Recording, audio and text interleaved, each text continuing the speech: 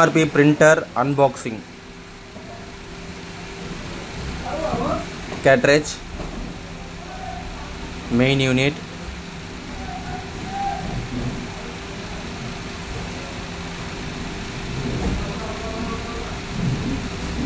battery. எப்பவுமே வந்து கேட்ரேஜை போடுறதுக்கு முன்னாடி ஆஃப் பண்ணிட்டு தான் போடணும், ஆஃப் பண்ணிட்டு தான் எடுக்கணும்.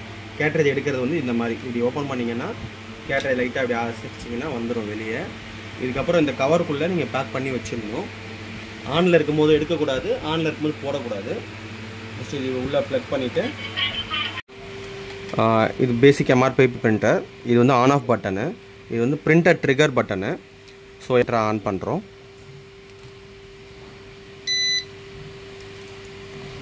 ஸோ இதில் நாங்கள் இப்போ ஏற்கனவே செட் பண்ணியிருக்கோம்.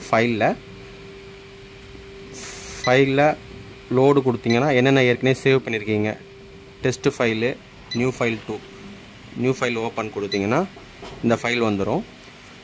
ஸோ இப்போ என்ன பண்ணோன்னா, ஏதாவது உங்களுக்கு மாற்றணுன்னா இதை கிளிக் பண்ணிங்க அப்படின்னா, இப்போ பேட்ச் நம்பர் இருக்குது, எடிட் கொடுத்தீங்கன்னா, மாடிஃபைட் கொடுத்தீங்கன்னா 12, ஓகே இல்லையா?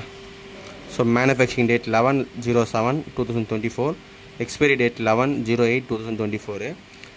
இதுக்கு எல்லாமே சரியாக இருக்குது. ஏதாவது வேணும்னா நீங்கள் அதை கிளிக் பண்ணிவிட்டு எடிட் கொடுத்து மாடிஃபைட் கொடுத்துட்டா அதில் போய் எடிட் பண்ணிக்கலாம். எல்லாம் இப்போ கரெக்டாக இருக்கிறதால நம்ம பிரிண்ட் கொடுத்தலாம். இப்போ மாடிஃபைடில் இந்த பேட்ச் நம்பரை மாடிஃபைட் பண்ணுறேன் பாருங்கள். Modified just okay, print start கொடுத்துட்டிங்கன்னா